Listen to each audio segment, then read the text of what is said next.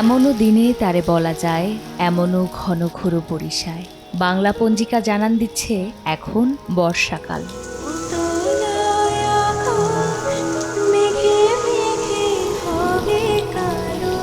ঘন কালো মেঘের দল বৃষ্টি হয়ে লুটে পড়ে ধরার বুকে। এক পশলা বৃষ্টি শেষে খাবারের খোঁজে আসে কাঠবিড়ালি। তারই পাশে ছোটাছুটি করা শালিকটা কি যেন খোঁজে।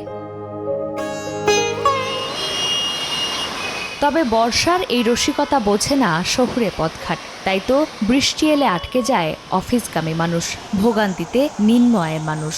ইদানিং দেখছি খুব সুন্দর বৃষ্টি হচ্ছে, আবহাওয়া ভালো, মেঘাচ্ছন্ন, ভালোই লাগে আমার কাছে। বৃষ্টিতে আমি বৃষ্টিতে ভিজতে আমার অনেক ভালো লাগে। বৃষ্টিতে অফিস টাইম মতো যাওয়া যায় না, বৃষ্টির কারণে জলাবদ্ধতা সৃষ্টি হয়, কারণে রাস্তাঘাট অনেক জ্যাম থাকে। ক্ষণে ক্ষণে বদলায় বাতাসের গতি। দেশের কোথাও কোথাও হালকা থেকে মাঝারি বৃষ্টি হলেও ভারী বৃষ্টির সম্ভাবনা নেই বলে জানান আবহাওয়াবিদ।